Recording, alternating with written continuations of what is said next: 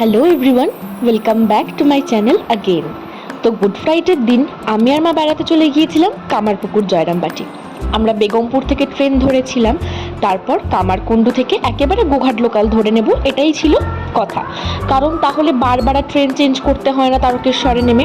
যেমন ভাবা তেমন কাজ। ট্রেনে করে আমরা পৌঁছে তো গেলাম গোঘাটে, তারপর তড়িঘড়ি করে স্টেশন থেকে নেমে আমাদেরকে ওখানে দাঁড়িয়ে থাকা টোটো, অটো বা মারুতি ধরতে হতো। কিন্তু কিছু দেরি হওয়ার কারণে আমরা সেগুলোর একটাও পাইনি। তাই এই গরমের মধ্যে প্রায় 1 কিলোমিটার রাস্তা আমরা হেঁটে হেঁটে গিয়েছিলাম বাস স্ট্যান্ড অবধি।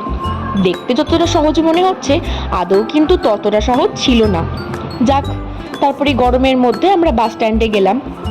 সেখান থেকে আমরা টোটো ধরে নিয়েছিলাম, বাস আসতে একটু দেরি করছিল। টোটোতে মাথা পিছু নিয়েছিল 170 টাকা করে। এরপর আমরা চলে গিয়েছিলাম মায়ের বাড়িতে, সেখানেই আমরা ভোগ প্রসাদ নিয়েছিলাম। টোটোতে করে যে আমরা গিয়েছিলাম, ওরা না সমস্তটাই ঘুরিয়ে দেখিয়ে দিয়েছিল। মায়ের মন্দির মানে কামারপুকুর থেকে শুরু করে জয়রামবাটি, এছাড়াও আরও যা যা দর্শনীয় স্থান আছে সেগুলো সবই দেখিয়ে দিয়েছিল। হ্যাঁ, তো মায়ের বাড়িতে ঢুকে বাঁদিকের রাস্তাটা দিয়ে এসে হচ্ছে টিকিট কাউন্টার। আমাদের মাথা পিছু 60 টাকা করে নিয়েছিল টিকিটের জন্য। তারপর আবারও লম্বা লাইন দিয়ে আমরা এই যে প্রসাদ গৃহে চলে এসেছি। এখানে খাবারের ছবি তোলা নিষেধ ছিল, তাই ছবি তুলিনি। আর তোমরা তো জানোই খাবারের ছবি তুলতে আমি পছন্দও করি না। তারপর আমরা আবার বিভিন্ন দর্শনীয় স্থানগুলো দেখতে বেরিয়ে পড়েছিলাম। এই পুকুরটা নাকি মা ব্যবহার করতেন মায়ের নিত্য প্রয়োজনীয় জিনিসপত্রের জন্য, দৈনন্দিন কাজের জন্য জল তো লাগেই। এরপর আমরা চলে গিয়েছিলাম সিংহবাহিনী মায়ের মন্দিরে। শোনা যায় সারদা মায়ের অসুস্থতার সময় মা সিংহবাহিনী নাকি মাকে অনেক সাহায্য করেছিল। এরপর এই দীর্ঘ সবুজ দিয়ে ঘেরা রাস্তাটা দিয়ে আমরা চলে গিয়েছিলাম আর একটা আশ্রমে।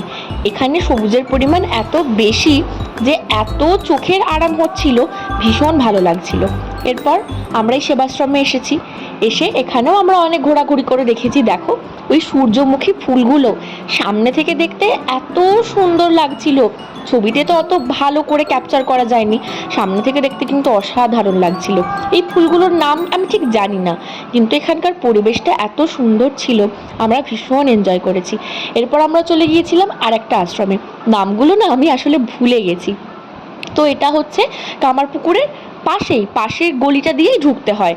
এখানে নাকি মহাদেবের চরিত্রে অভিনয় করার সময় রামকৃষ্ণদেবের ভাব সমাধি হয়েছিল, এই হলো তার একটি প্রতিকৃতি। এরপর আমরা চলে গেছিলাম কামারপুকুরে।